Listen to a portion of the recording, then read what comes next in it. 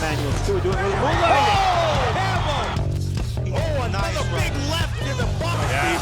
And the left cross sends Cooper down. He is up and down he goes.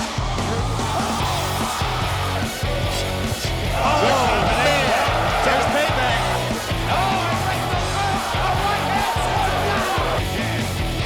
In the right hand. Big left hand and then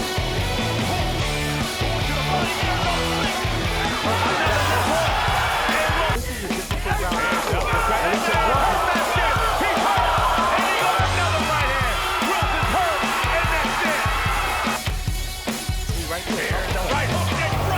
To the body.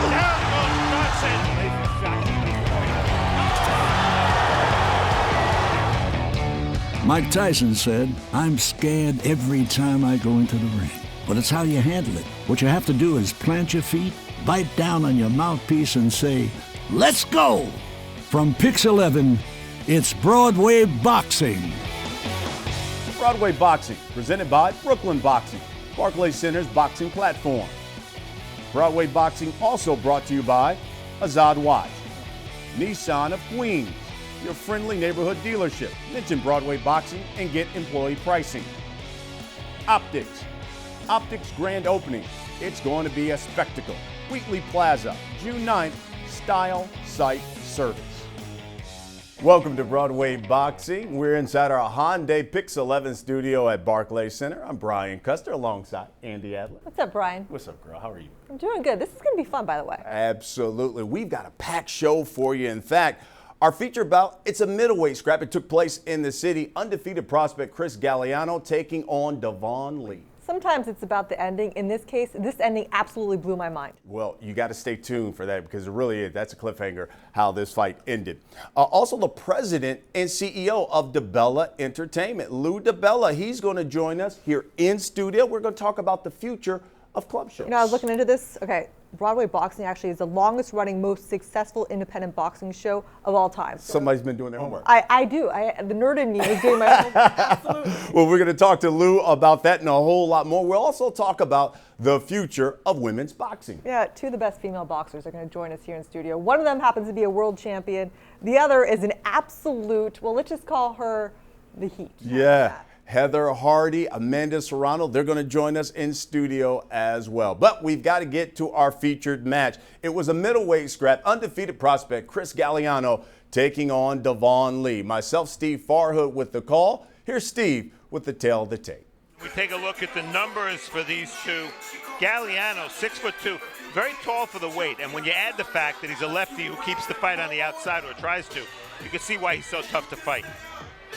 Both fighters are in the ring. We get the official introduction from David Diamante. And now, ladies and gentlemen, 10 rounds of boxing scheduled for the New York State Middleweight Championship. Introducing first, fighting out of the blue corner, he wears the red, black, and gold. He weighed in at 157.8 pounds. His professional record, 5 victories against 2 defeats. He has 2 wins coming by way of knockout. Representing Universal Boxing from Queens, New York, ladies and gentlemen, please welcome Devon Unico Lee.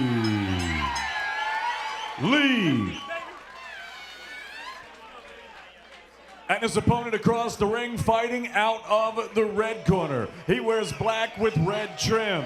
He weighed in at a ready and even 158 pounds. His professional record, a perfect one. 10 fights, 10 victories, one of them coming by way of knockout.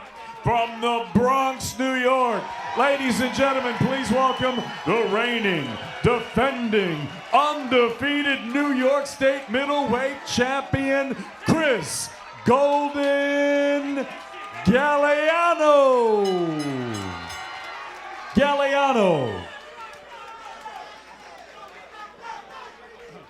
Devon, Chris, we went over the rules in the locker room. I want a good, clean fight. We're boxing for the New York State middleweight title. Protect yourself at all times and obey my commands. Touch him up. Good luck. Well, here we go. The Boogie Down taking on Queens. Galliano, Lee. Galliano's last victory. Devon Lee was in attendance, called him out. The two went back and forth on social media, and here we go. Lee comes right after him. Lee in the black trunks, the red trim, but with the gold. Galliano in the black trunks in the red trim. And Lee's issues here, the fact that Galliano's a natural lefty, that he moves well, he's got the height and reach advantage. It's a lot for Devon Lee, who's not all that experienced a fighter to overcome. This one is scheduled for 10.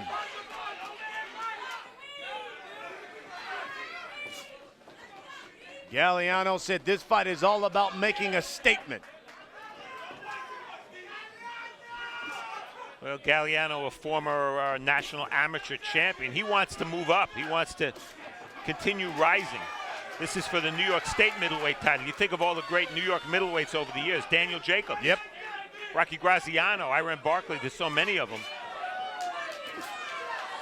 He's a long way from that, but this would be a step in that direction. Galliano was a two-time New York Golden Gloves champ. And as Steve pointed out, he was the #1 rated 165-pounder in the U.S. before he turned pro in 2013 as he connects with a combination. Galliano boxed so well in winning that New York State title last time against Sean Cameron, who was undefeated. If he can look good tonight, two impressive performances in his two biggest fights would be very good for his future.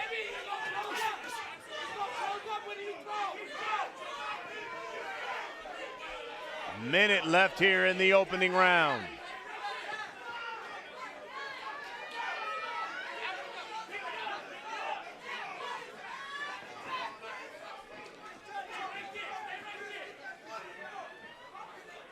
So far, at least, Lee not able to cut the distance, cut off the ring.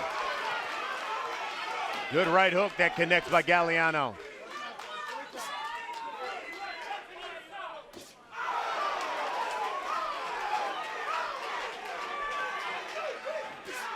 Now Galliano, not big power at all.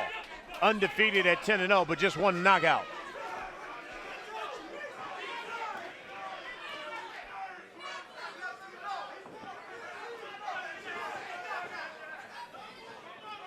When he got that one knockout 2 fights ago, he said it was definitely a relief to score at least one KO. When we come back, round 2 of our main event.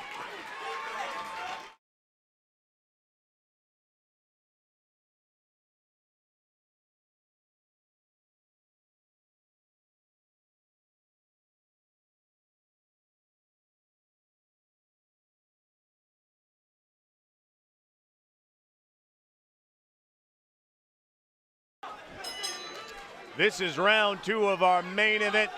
Chris Galliano and Devon Lee. Lee in the white gloves.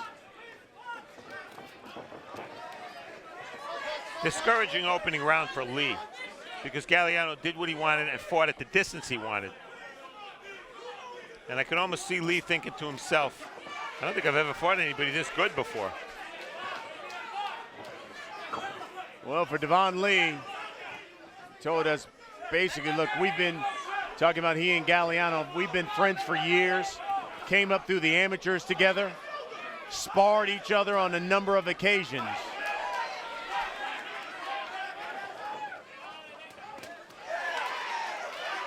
They trade leather here.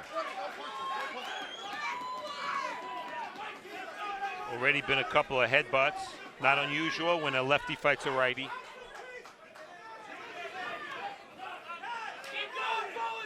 Galliano's pretty quick with his feet as well as his hands, and a couple of times now Lee has tried to punch from the outside. He's catching air because Galliano's retreated nicely. Here's a couple of right hands by Lee.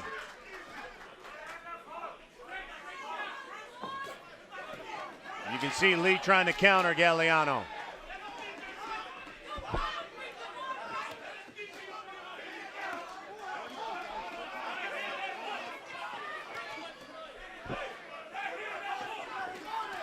Here's a left hook and a right hand by Lee.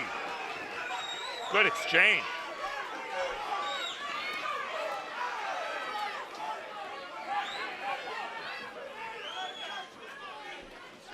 Lee would love to make this a shootout, but Galliano's very good at trying to control pace and distance. It's what he does. He only has one knockout. He doesn't try to hurt you. He tries to outpoint you. Under a minute here in round 2.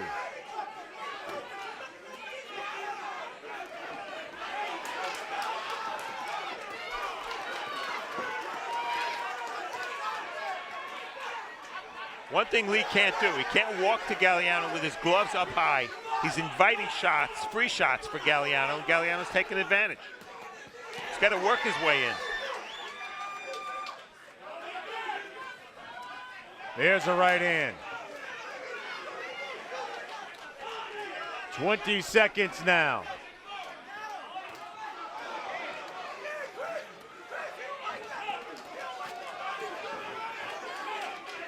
Final 10 seconds of round 2.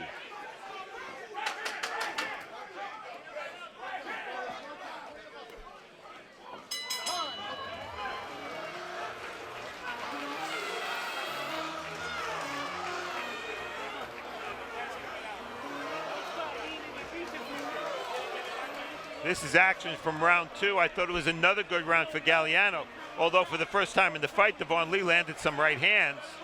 He was certainly in the round. But Galliano, and there's the example of where I said Lee can't afford to just wear the earmuffs and walk toward Galliano. He's walking right into Galliano's range. Here comes round 3 of our main event.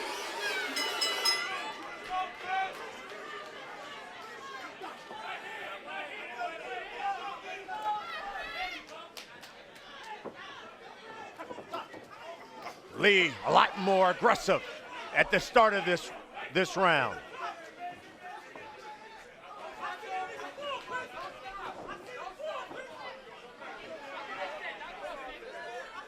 Now at some point, instead of following Galliano, he's going to have to cut the ring off.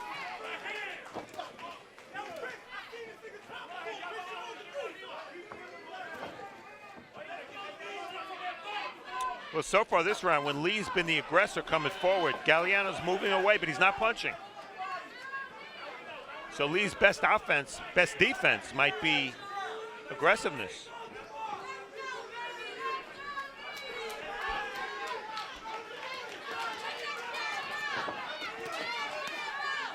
Minute gone here in round 3.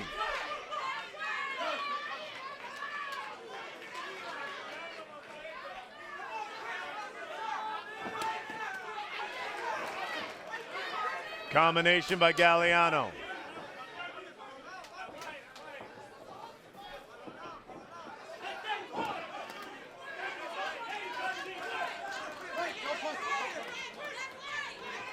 Steve pointed out Devon Lee coming off basically his most impressive victory of his career thus far. Ian Green beat him on January 27th earlier this year.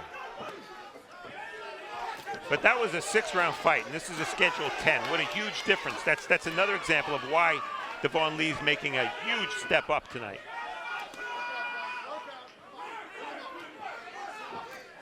Galliano had been a 6-round fighter, 8-round fighter till the last fight he took, but that was a 10-rounder, and he went 10.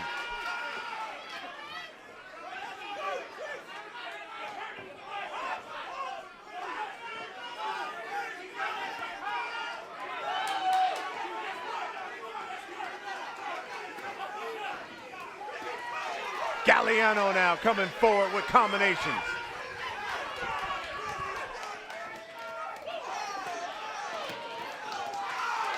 And a left hand by Galliano. He will pop shot you. He'll walk to the side, and then suddenly throw a lead left hand. And when you're not worried about knocking somebody out, it's actually easier to fight. You just try to score. Right hand snaps Galliano's head back.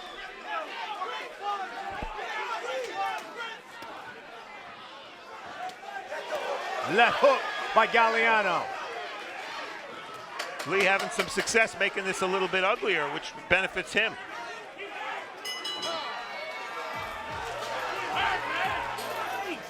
You take a look at action from round 3. Galliano in a position he doesn't want to be, which is against the ropes in his small ring.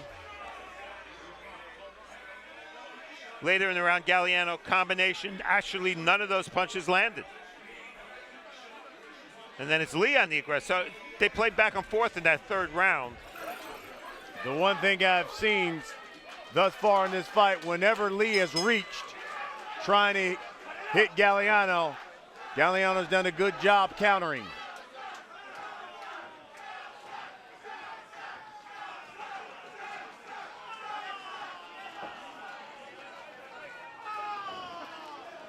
You can see Devon Lee applying the pressure here in round 4. And as you pointed out, make this fight a little more rugged. Yeah. It's very difficult to make Galliano fight any other fight but the one he wants to fight. And what I mean by that is on the inside, he's going to grab you. He's not going to stand there and chest-to-chest trade punches.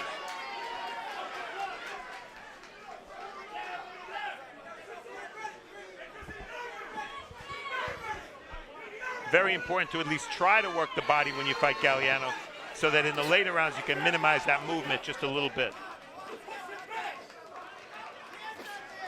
And the more you see of this, even if there's no effective punching, the better it is for Lee.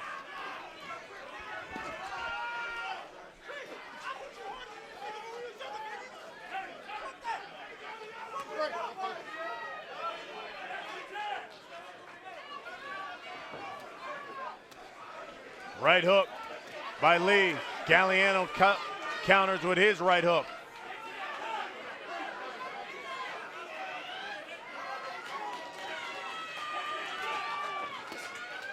Body shot by Galliano. Left hand Galliano. I think the pace, Brian, has been very good. Nothing will pump two guys up more than a turf war. And this is Brooklyn, this is Bronx against Queens.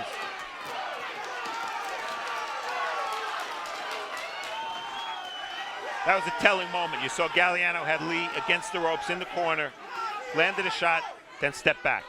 Didn't want to continue that exchange.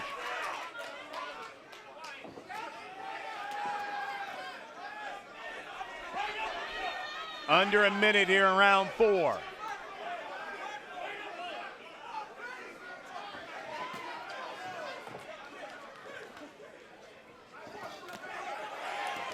And they fight against the ropes.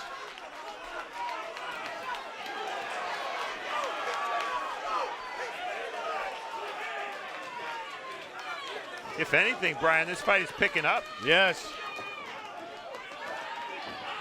Been a lot of give and take here in round 4. And a little bit more infighting in round 4 than there was in the first 3 rounds. In that term, in terms of that, advantage Lee.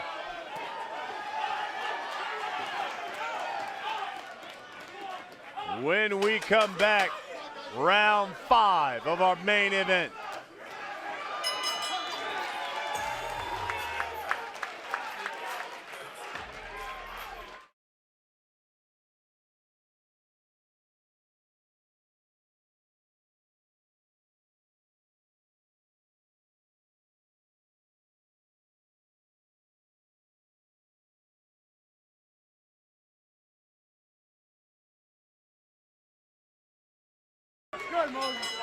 Welcome back.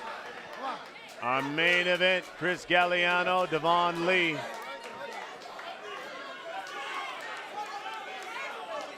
Devon Lee in those white gloves, Galliano in the red.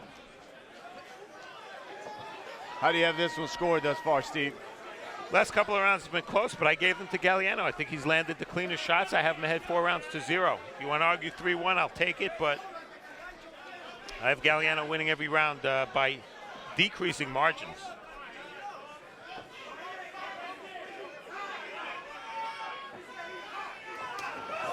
These two, friends for years. Came up, there's a right hand by Lee. Fought in the amateurs, another right hand to the body. Big hook by Devon Lee. Rocks Galliano. He's definitely hurt.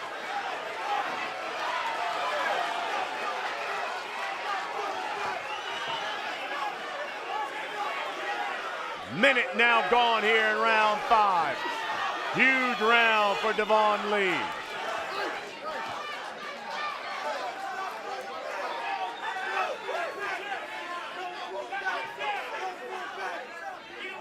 You can see Lee is without doubt the bigger puncher.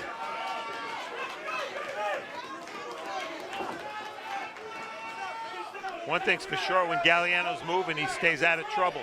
The times he's been caught in this round, he was a stationary target. And I'm wondering if that 4th round didn't lull Galliano into a little bit of a false sense of security, because he did a lot of fighting, and he initiated a lot of fighting and a lot of infighting too.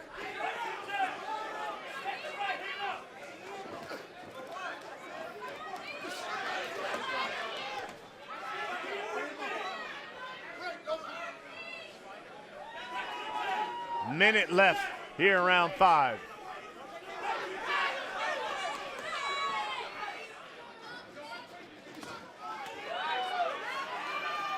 Stiff jab, Galliano. I'll say it again, I wonder if fatigue will be an issue for Lee. The pace has been fast. He's never been past 6 rounds before.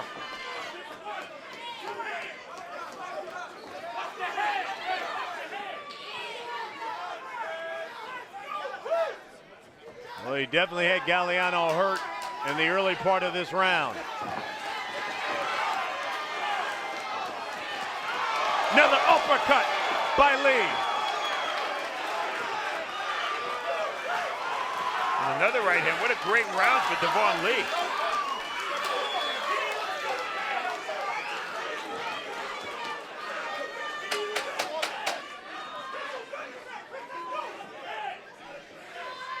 Best round of the fight thus far for Devon Lee.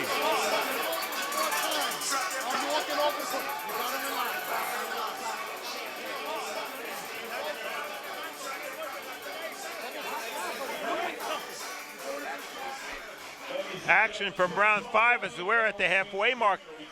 Again, I think Galliano's standing in the pocket too much. He's looking to do some damage. What happened? He got hit with a bunch of right hands. He was clearly hurt.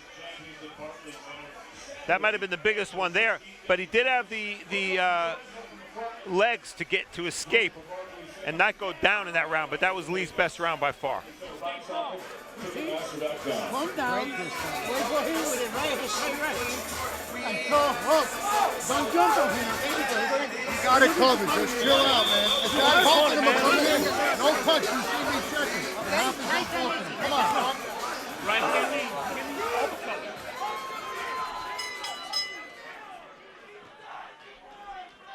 We have come to the midway point of our main event. Devon Lee, Chris Galliano. You got to chill out, my friend. Chill out. We don't want you taken out of the corner. Chill out. Tony Gentano talking to the corner of Devon Lee. Devon Lee's corner has been screaming and hollering that Galliano has been leading with his head. Lee's trainer, Moses Roman, runs a Universal Boxing Gym in Queens. Referee said to him, I want you to chill out.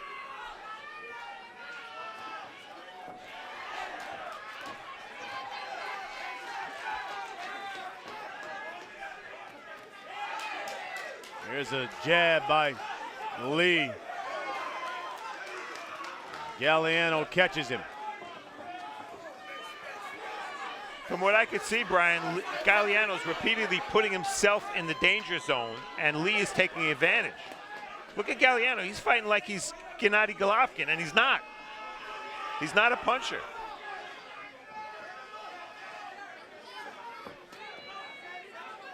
Be interesting if emotion gets the better of Galliano, who's the more experienced fighter.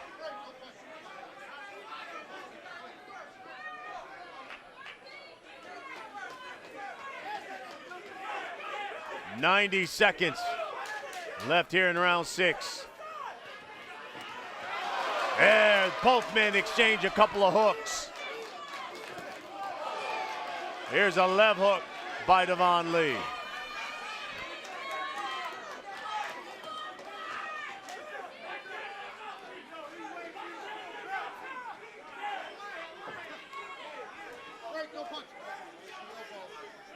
Question for me now, Brian. Will the pace make Lee fatigued? Will the pace make Galliano lose his legs a little bit, which is his primary weapon?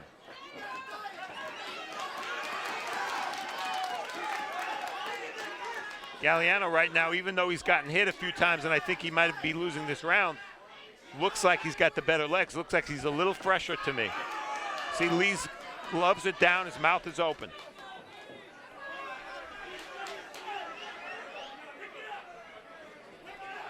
Lee's trying to set up that right hand and that big shot instead of being diligent with his jab and work off that jab.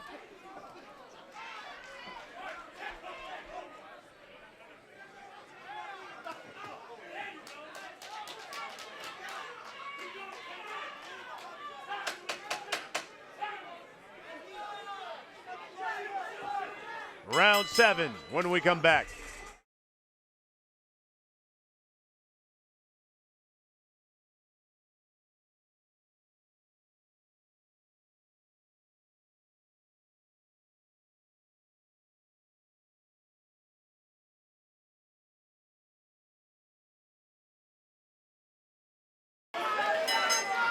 Round 7.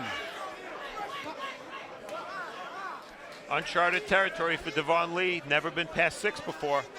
I tell you, I'd like his chances a lot better in this fight if it were an 8-rounder. But a 10's asking a lot, especially at this pace.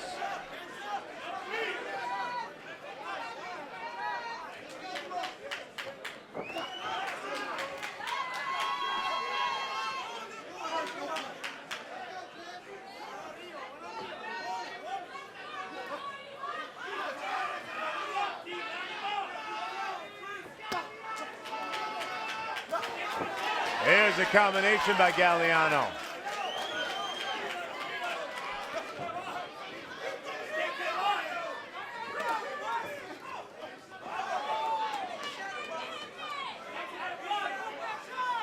And at this point, Galliano should be concentrating on letting Devon Lee lead, because Lee's getting a little sloppy. His gloves are dropping. When he punches, he doesn't bring his punches back up. He can be countered at this point.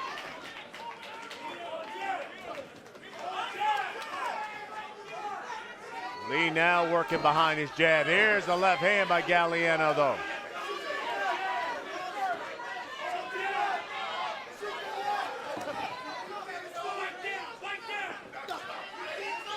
I have it 4 rounds to 2 for Galliano at this point, but if you just take one of those close rounds early on and switch it, it could be a 3-3 fight.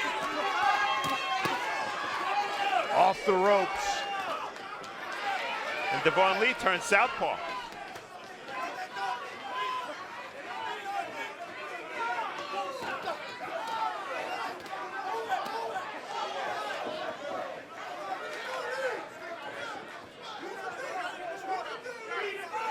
Interesting move by Lee. I don't know what necessitated it.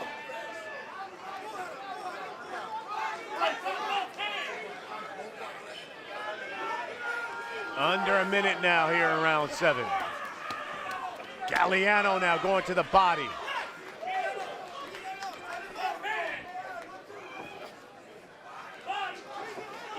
Well, whether Lee fights orthodox or southpaw, his hands are very low either way.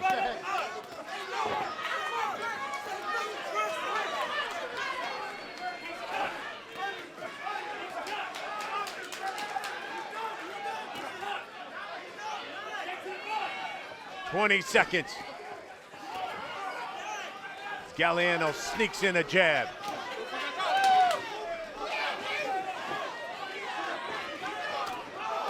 Oh, good leather thrown there. Devon Lee.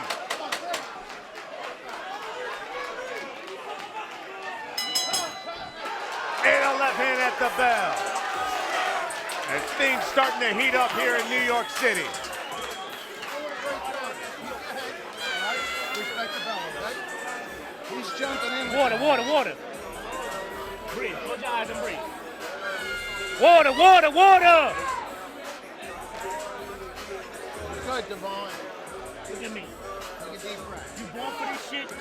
He showed this motherfucker right now. Bust his ass. This was round 7. Galliano again and again with that left hand. Now here, Devon Lee in a southpaw stance. Both land. Lee with a pretty good right hook. And Lee pushes Galliano off there. But Lee's getting a little sloppy with his punches.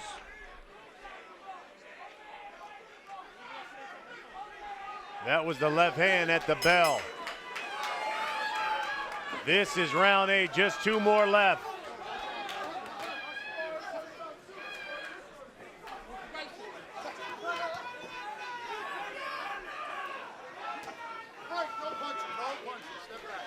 Best part of this Broadway boxing series for me, Brian, is watching fighters develop. And not just develop in terms of skills, but you see a guy start as a 4-round fighter, and now these guys are 10-round fighters. You can't be world class unless you're a 10-round fighter. It's a step you have to eventually take. A lot of fighters never get to that point. And these guys now are being asked to fight 10 hard rounds at a fast pace. You saw Devon Lee smiling at the crowd. Had never gone past 6. He's now talking to Galliano. Yeah, he's been sticking his tongue out too. That's a little dangerous, I'd say. We talk about Galliano being a former national amateur champion. Lee, 3-time New York Daily News Golden Gloves finalist, and he was rated number 5 in the USA at 178 pounds as an amateur. So they both have strong amateur backgrounds. Referee putting it politely saying, shut up. Right, just fight. As you talked about earlier, Lee has switched to southpaw. And that's the move I don't think Galliano expected.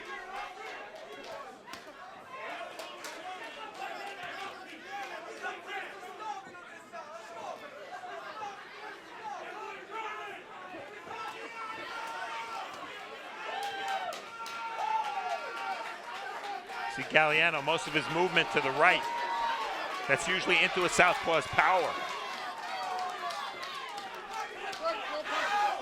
Under a minute here in round 8.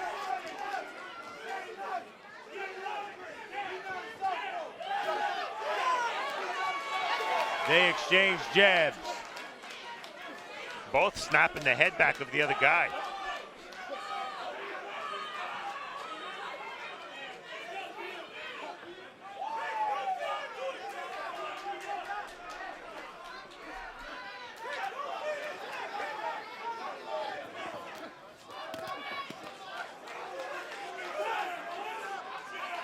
.20 seconds now here in round 8.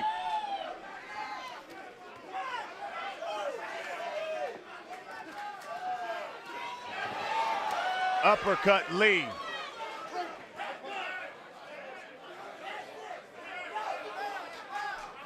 Ninth round coming up in our main event.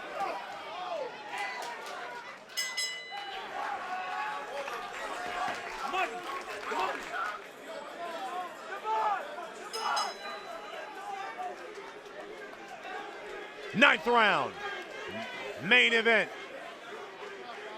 Devon Lee in those white gloves taking on Chris Galliano in the red gloves. Galliano undefeated. Both men came up together in the amateurs, have sparred together, now fighting professionally for the first time. Brian, I think it was about round 7 when Lee went southpaw. I don't know how well it's working, but I do know that his best punch when he was fighting orthodox was that right hand. Oh, that's a good left hand by Galliano. By turning southpaw, Lee has sort of taken that right hand out of play.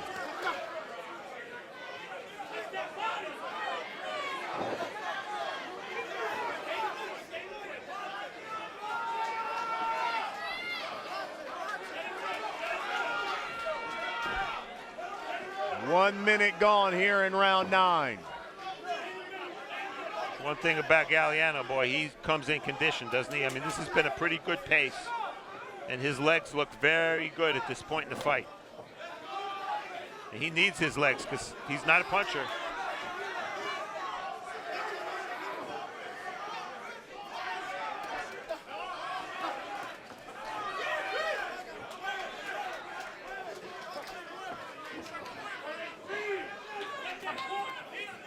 No knockdowns thus far.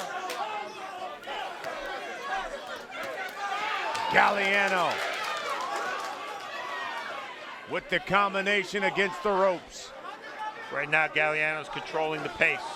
He's determining when they fight.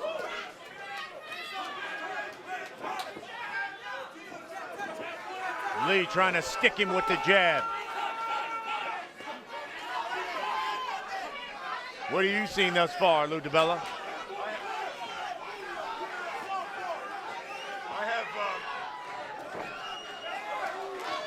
I think Galliano is ahead in the fight, but he's in real danger. He's got to be careful here. The stronger, bigger man is Lee, and when Lee is landed, his punches have done more damage. But I have Galliano up. I don't know, how do you guys have it? I have it 5-3 Galliano after 8. Same way. And by the way, this is if Galliano gets past this is his last fight at 160. Yeah, he's going to drop down, huh? He's going to go where he belongs at 154. You know, he really wanted this fight, but Lee is a big 60-pounder. Right. A guy that's fought as high as 70, 71. You know, sometimes you give your fighter what you want. Maybe I made a mistake here. Well, Lee was 178 as an Oh, amateur. there's a right hook. Great. It stopped Galliano for a moment.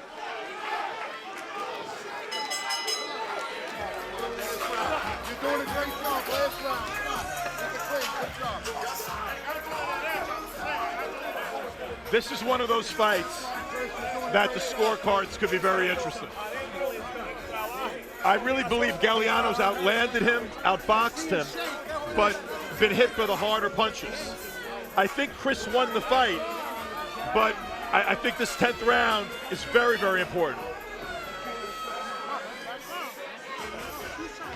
We look at action from round 9. Right hook, left hand by Galliano. There have been portions of this fight where he's been flat-footed and fighting as if he were a puncher, and we know he's not, especially at 160. Lou mentioned he might drop down to 154 or will drop down to 154, and given his extreme height and reach, he'll be that much more effective at the lower weight. Here we go. 10th and final round. A lot of it will determine what judge determines effective aggressiveness comes into play in this fight. And you know this is the kind of fight where two guys who know each other are kicking the spit out of each other for 10 rounds, and as soon as that last bell rings, they're going to be hugging each other. Yes. Oh, and there's another right hand by Lee.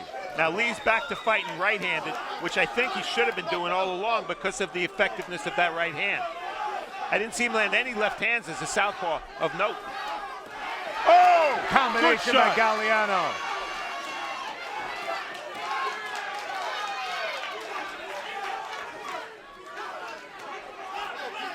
Excellent, excellent main event. Really good fight.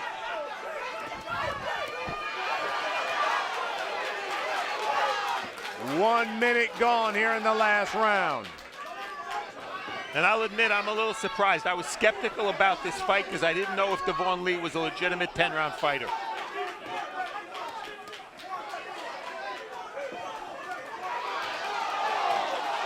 Look at this. They both trade leather here in the 10th round. Blood from Galliano's nose. That right hand drew blood. Oh, right hook by Lee. Crowd standing up here at BB King's.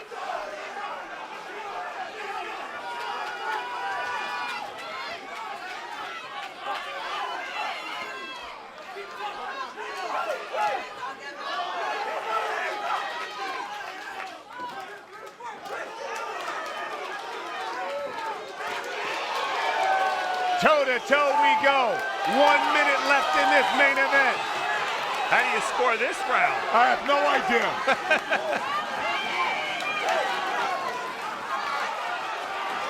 I give Devon Lee so much credit. This is a 6-round fighter, fighting like this in the 10th round. 40 seconds left in this fight.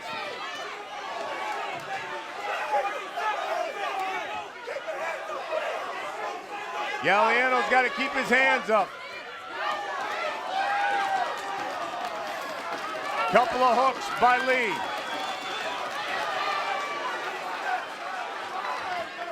And I think Chris Galliano is saying to himself, when's the bell gonna ring?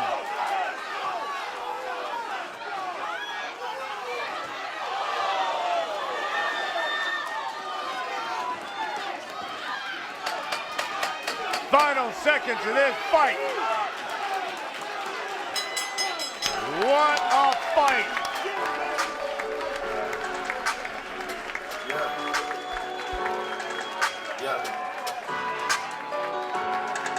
Bronx against Queens. Who wins it?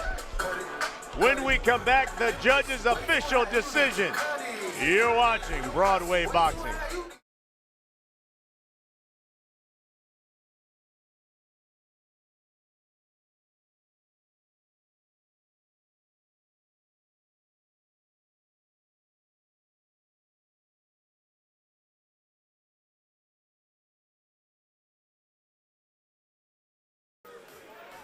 Welcome back to Broadway Boxing. Who won our main event? Christopher Galliano, the Boogie Down Bronx, or Devon Lee from Queens? The judge's official decision is in. Here's David Diamante.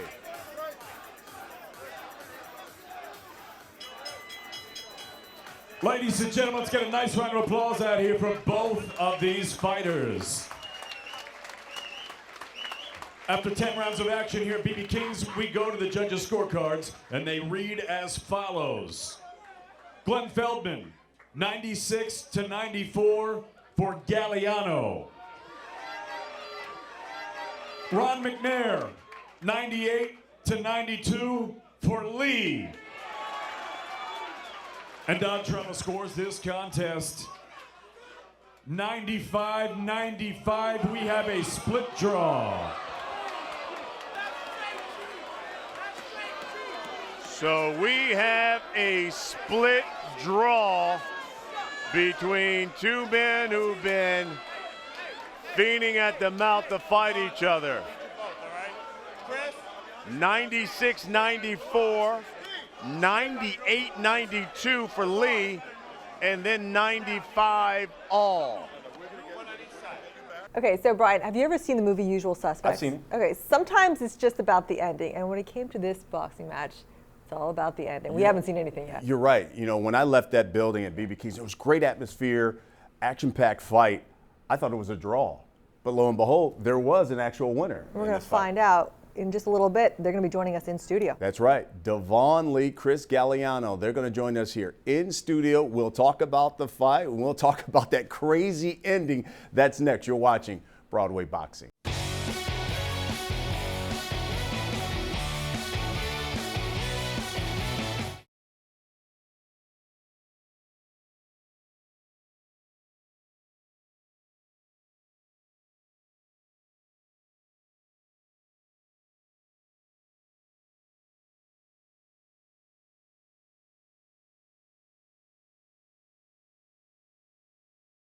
And welcome back to Broadway Boxing inside our Hyundai Pix 11 studio at Barclays Center. I'm Brian Custer. Andy's going to join us in just a little bit later here in the broadcast.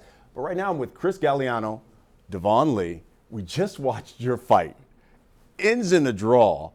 I'm curious, at that point, as you were leaving the ring, what was going through your mind at that point?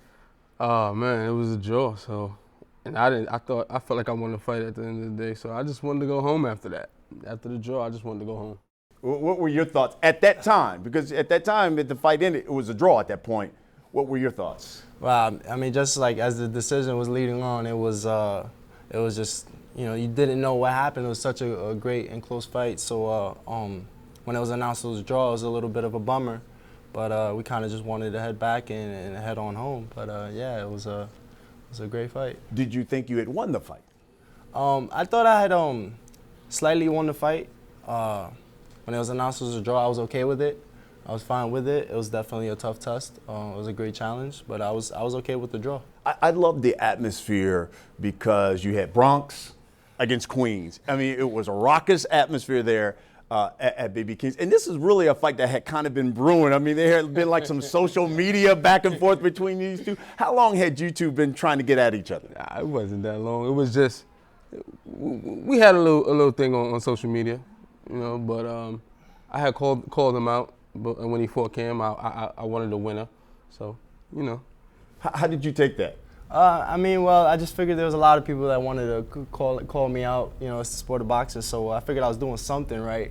But yeah, he was calling me out. Family, friends. We have a lot of mutual friends in boxing. They were pointing it out. I didn't really pay mind to it, but I just kept coming into limelight. So, I'm not really the person to back down from a challenge. I think it's interesting because when you look at Chris, you, and especially your amateur background, I mean, at one point you were the top-ranked middleweight amateur in the world, basically. Yes. At one, so you basically have had that target on your back for a while. Yes, it's been a while when you're hungry to get to the top. You don't really have pressure on you, but once you do get to the top, everyone's targeting you. So we were blessed and thankful in 2013 to win the USA Nationals and be ranked #1. That's when we decided to go professional. Devon, let's talk about your career here because you've been fighting for about 9 years. What got you into it? I just wanted to change, being from where I was from. A lot of friends just going downhill. I just wanted to change and try to go up. And I just went to the gym and I got into boxing. And talk to me about this fight specifically. What did this fight do for you? The experience, it was a great fight. Chris is a great boxer. And it was, I learned a lot from the fight. And I'm looking forward to learning more. Oh, wow. It makes me want more. Well, we talked about at that point, it ended in a draw, but it really didn't. There was a winner of that fight. We're going to talk about how this fight actually ended and get their take on the winner when we come back. You're watching Broadway Boxing.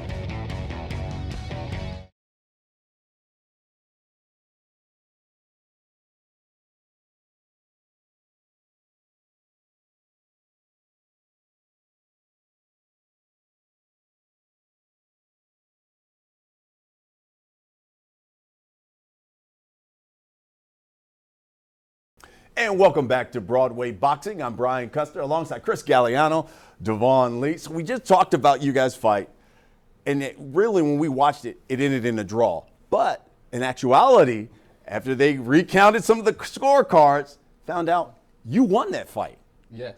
So give me your thoughts, because you talked about as you left the ring, you're thinking it's a draw. You thought maybe you had won the fight. All of a sudden, now you get to your dressing room, and what happens? I was relieved, man. Lou came back there. He told me about the scorecard error, and I was just disappointed that it wasn't announced in the ring, because we all want that announcement to be in the ring. We want everybody to know that, So it was just a disappointment. But I felt like I won the fight. I was relieved after I knew there wasn't a draw on my record. And you talked about Lou DiBella. You mentioned Lou DiBella, of your promoter there, DiBella Entertainment. Talk to me here. I mean, it was your first loss. You're undefeated going into that point. And then all of a sudden you get to your dressing room, you find out that you lost the fight. You thought it was a draw. Yeah, so we were getting dressed and ready to head on out, bummed out because of the draw, and Lou came in with the news, and it was very shocking. I mean, I don't think anyone wants to go through that. There's a lot of strange things that go through in boxing, so it was pretty strange the way things went that night. I was very disappointed. No one wants to lose. I trained very hard for the fight. We fought against a bigger, stronger opponent, and I didn't back down from the challenge. We got in there, we did what we had to do, but just got to move on. I thought it was an action-packed fight, and calling that fight, I thought you had the high work rate, throwing combinations. I thought you landed the bigger punches, and if memory serves me right, that 5th round, that 10th round, I thought you hurt him there. What do you think was the difference? My shots. I I placed my shots. I didn't want to waste no shots. It was my first 10 rounds, and I'm coming straight from 6 rounds. I never did no 8 rounds. So my whole mind was I wanted to get through the 10 rounds successfully and look good doing it. I didn't want to get tired, and I didn't want to look tired. So every shot that I threw, I wanted to place it. I wanted to land. So as we wrap this up, obvious question. Is there a rematch? Are we doing this again? What do you think? Hey, you never know. Who knows? There might be a rematch. You keep it a mystery, I guess. What do you think? Yes, I'm with it. Chris Galliano, Devon Lee, we appreciate it. Best of luck to you, both of you guys in the Thanks future. a lot. Appreciate you the too. time. All right. I want to remind you, coming up on June 25th, one of the biggest fight, if not the biggest fight of the year, will take place here at Barclays Center. When WBA welterweight champion Keith "One-Time" Thurman steps into the ring against Showtime Shawn Porter. You can see it on Showtime Championship Boxing on CBS, presented by Premier Boxing Champions. I like whatever the fans like, baby. I'm here to entertain. I'm here to give the fans the best fights in the welterweight division. One of the most feared men in the welterweight division. Thurman attacks, lands a right hand, and Soto Kata staggers backwards. Thurman remains unbeaten. Don't take my own, baby. I'm ready. I know how to win this fight. Everybody's time has to end sometime. Left hook connects by Porter. There's the jab that sticks by Porter. What an onslaught! And he is not getting up! I'm ready to give him that loss. Shawn Porter is a terrific fighter. It's a great fight, man. The team Porter know. We are always prepared to go for anything.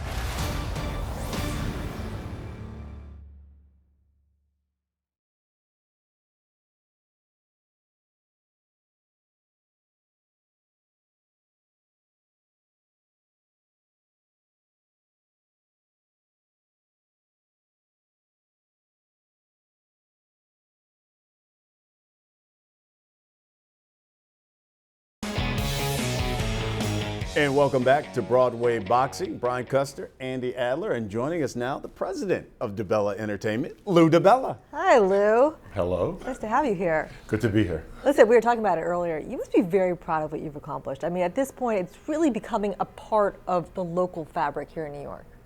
I mean, Broadway boxing was sort of necessary. Yeah. I mean, boxing is grassroots. That's where it starts. It starts in local gyms. It starts with the Golden Gloves. And then fighters need to be developed before they go to prime time, before they play buildings like the Barclays Center and have fights, major fights. They need to be developed on a local level. And honestly, that's where a lot of the excitement is. A lot of local rivalries are, Brooklyn against the Bronx, Manhattan against Queens. And we do a show, the room is full of passion. It's full of that kind of local flavor. And like 15 years ago, I figured out there needed to be a televised local boxing series. So the fact that we're still around now and also graduating to Pix 11, it's pretty cool. And longest running, most successful, when you talk about the independent produced boxing. That just means you're not going broke. Most successful. You don't get rich on local boxing, right. But it just means you're not going broke. But what went into that thought process when you talk about over a decade ago where you said, you know what, I think I need to do this. I need to produce this for especially these club shows, put them on television. What went into that process? By the way, before you answer, this man's a nerd, right? This man's a Harvard Law School nerd. So yeah, but I'm from Brooklyn. Yeah, right. I'm from Brooklyn. That's right. And actually, that's really the answer to your question. I'm from Brooklyn. Yeah. And I'd been a TV executive at a network, and we were doing major fights. I at one point controlled the biggest budget for boxing in the world. But when I became a promoter, I realized there was a little bit of something missing in the city, which was, we needed to keep grassroots boxing alive here. So I needed to get, into the smaller rooms, into the smaller venues, and take those kids right out of the Golden Gloves and develop their careers and introduce, boxing to, a fan base, where tickets are affordable, where the vibe in the room is like a party.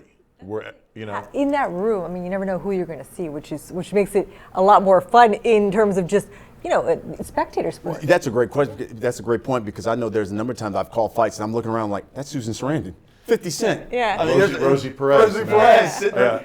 I got a lot of street cred in the hip hop world because there's so many hip hop artists all over the New York area that follow Broadway boxing and come to the shows. We've developed a little bit of a brand, and we've developed a real following with the kids in the gyms, the trainers in the gyms, the up-and-coming fighters, the fighters that are struggling to make it, the people that want to go see boxing but can't afford a ringside seat in Vegas. So, we're local, man. I'm from Brooklyn, and this series is very much in New York City. Absolutely, and now partnering with Brooklyn Boxing and those type of things is great. And I think the interesting thing for me is calling the fights, because you see these guys at the entry level, and all of a sudden now they're world champions. I mean, I remember seeing Andre Berto, calling Paulie Malignaggi, Guillermo Rigondeaux. You can go through the list. Javier Fortuna. Yes. There's Jose Pedraza. We've had loads. Andy of Lee. We did a fight of his. We've done so many guys that have graduated to bigger things, and that's sort of the nexus between we're sitting here in a studio in the Barclays Center. Well, the fighters that fight for Broadway Boxing, their dream is to graduate and fight for Brooklyn Boxing, to fight, at the Barclays Center, to fight in the biggest venues, to fight the biggest fights in front of the most people. But they got to start somewhere, and we give them that opportunity to start and be seen, and that's the joy of Broadway Boxing. And you mentioned it. For me, it's always about the story. You get to know these characters and how hard they work to get to where they are. That's going to be gratifying for you, Lou. Yeah, it is, and there are a lot of. It's also gratifying to me that there are a lot of fighters who work really, really hard, but never quite make it to that next level. Like, they don't get to fight at the Barclays Center. Some of them do, and some of them become big stars. Others, their career peaks sort of at Broadway Boxing, but they have that opportunity to continue to do what they love, to use their skills. There are plenty of fighters who may not have like that undefeated record, who are 10 wins and 3 losses, but you put them in a competitive fight, and what happens in the ring is magic, and those kids get an opportunity to be showcased on Broadway Boxing and be seen by an audience that appreciates them. So that's gratifying to me too. Because on Broadway Boxing, honestly, we do treat the kid who comes in from out of town as an opponent to fight the local star. He gets treated the same way everybody else gets treated, with respect and dignity they deserve as a fighter. It is a great developing ground, especially for your stable of fighters. Talk to me about the future. What do you see as the future of Broadway Boxing? I'm looking for it to be exposed to even more people. I think we need more grassroots boxing. I'm hoping that there are more of these shows on Pix 11, and I'm hoping that to do a lot more Broadway boxing shows, but to have a lot more eyeballs see them, because we need to develop up younger fans. We need to bring more people into the sport. We need to show fights at a time that kids can watch with their mom and dad, and that a family could sit there and actually watch a boxing show the way I did when I was growing up and they were on in late afternoon or early evening, as opposed to fights being on only at midnight in the middle of the night. So I want to showcase more boxing. I want to see women's boxing make it. We've started to incorporate women's boxing into Broadway Boxing. We're one of the few televised outlets that women have had to showcase their talent. Coming up, we are having 2 of the great women's boxers here, and that's going to be fun because, like you mentioned, they don't get the credit they deserve. And they don't make the money they deserve, and they don't get the exposure they deserve. And if not for Broadway Boxing, people might not know who Heather Hardy is. And Amanda Serrano is one of the best fighters in the world. And she won a world title, a major world title in a main event on a little club show, Broadway Boxing. And I'm happy you brought that up, because when we come back, we're going to talk about the future of women's boxing. Lou DiBella, appreciate the time. Great to be with you guys. Thank you. That's next here on Broadway Boxing.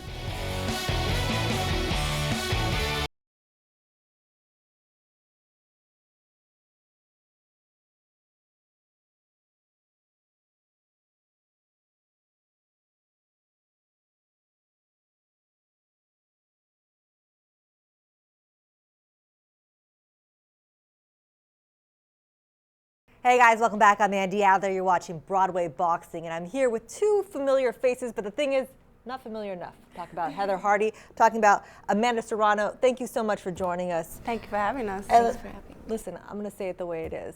You guys have accomplished great things, but not a lot of people know about it, because bottom line, female boxing just doesn't get the attention that it deserves.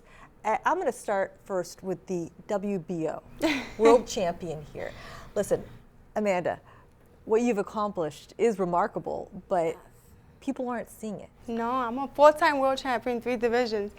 So we just need a platform so we can show our talent. There's a lot of talented boxers out there, female boxers, but we just don't have the exposure. and I just hope that eventually it's gonna get there. You know, when I think of female boxing, you know who has gotten the exposure? Hello. You know, there's a documentary about you. Your life has been very interesting. You have a daughter, but what you do in the rink every day, you go out there and you hustle. Yeah. It's fun to watch. When it does come to female boxing, if anyone has gotten the attention, it's you. How do we make it so this is the norm as opposed to the exception? Well, I've gotten a lot of attention. I just haven't seen the money to follow yet. I mean, you know, it's not so much about the documentaries or the newspapers or the articles or the stories, because all that is so wonderful. But to televise our fights, to give us the same opportunities that the boys have, to make the same kind of paychecks, to show we could do it too, and we are doing it. Yeah, you know, Heather, I think what I'm hearing from you is show me the money. Yeah, I think so. Show me the money. Listen, I get it. At the same time, you look at UFC, you look at someone like Ronda Rousey. Why? Is it just because it's being televised? You know what? It's so funny is that Dana White in the very beginning, I remember reading something that he said he would never put a female boxer on TV. And his biggest star, UFC star, is Ronda Rousey. There you have it. You know, she's pretty, she can fight. Even with her last loss, she's still a biggest star today. And she has movies, she has sponsors, she's making a lot of money. And you know, that's what we need. And I'm hoping with the Bella that he can, you know, showcase, you know, women on TV and show that we're here and we're gonna, you know, break down the barriers to show that we're talented women. You know, we were just talking to Lou DiBella, and that's his mission, that's his goal, and he gets it. He understands the importance of it. He wants that to happen. And I guess the question is how. And when we come back, we're going to talk about that. Plus, listen, I'm a female, I'm allowed to ask this. I want to know about your dating life. I want to know how your boxing affects your dating life. We're going to talk about that all. Stay with us. We'll be right back.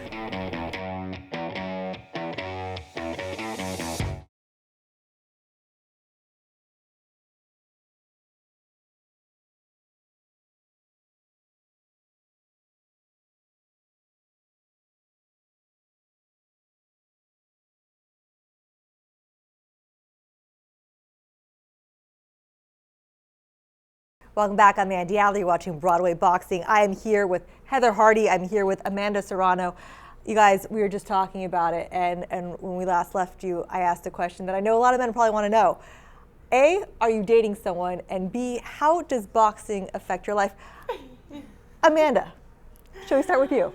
Oh, yeah, so I'm 27 years old and I've never had a boyfriend. I started boxing at 18 years old. I've been in the gym since I was a young girl. My sister's a fighter as well, so watching her, I was used to go to the fights at 12, her at the gym at 12 years old. So I've seen the ins and outs of the men, and right now I'm not interested. I want to establish my career. I want to be successful at my career, and then once it's over, then I can, have plenty of time for that. No, I get it. Do you think that men are intimidated by you? I think so too. They always say, they always laugh, and I think they're intimidated just to come up to me and ask me out. But I guess they know the answer anyway. So the answer is no. You're not helping your. No. The answer is no. I was gonna be like, you guys, there's so many men, and now right now they're. Yeah, I get why they're intimidated. You're telling them be intimidated. What about you, Heather? Well, I'm divorced. It's hard enough being a single mom, but to be a single mom with a career, there's very little time for anything else. They call you the Heat. Yeah. Heather, the Heat, and the Real Deal, which I feel like those are like really good nicknames. I wish I had a cool nickname. I'll tell you, I wish I had a cool nickname. Listen, I'll be watching you both. You both have big fights here at Barclays Center.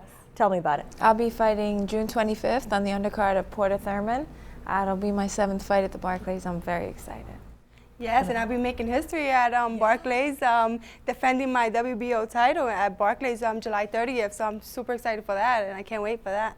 Listen, we'll be watching, we'll be rooting for you. Really appreciate you guys joining us in studio. Thank and I have you. a feeling that the best is yet to come. So I hope so. Thank you guys. I hope you get to see that money. Yeah. Thanks for joining us. Stay with us. We'll be right back.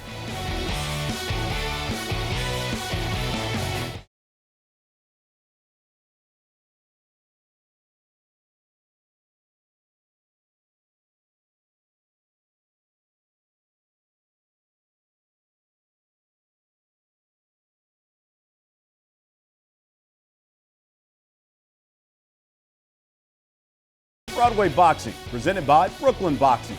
Barclays Center's boxing platform. Broadway Boxing also brought to you by Azad Watch, Nissan of Queens, your friendly neighborhood dealership. Mention Broadway Boxing and get employee pricing. Optics. Optics grand opening. It's going to be a spectacle. Wheatley Plaza, June 9th. Style, sight, service. Well, that's going to do it for Broadway Boxing. This was the first of many we got coming up here on Pix 11. It's fun. Let's do this again. Absolutely. We got to get you out to the fights, too. You know what? I love watching their fights. There's nothing like that. There's a certain energy that you can't get anywhere else. And you know what? And I enjoyed the fighters. I mean, talking to not only the guys and hearing the girls and things of that nature, I thought this was a great show. What's your takeaway? For me, I'm thinking about the fact, I like that Amanda was really honest about it. She's like, listen, I've never had a boyfriend before. How about that? Yeah. How about that? And don't want one. And I don't want one, and stay away from me. Exactly. That's the talk there of a world champion. Well, I'll tell you what, it's been a great show. Thanks to Lou DiBella, Amanda Serrano, Heather the Heat Hardy, Devon Lee, and Chris Galliano for being all of our guests today. And thanks for being here. This is fun having you here in the studio, Brian. Absolutely. I'm Brian Custer. I'm Andy Adler. We'll see you on the Pix 11 Sports Desk. Thanks for joining us, guys.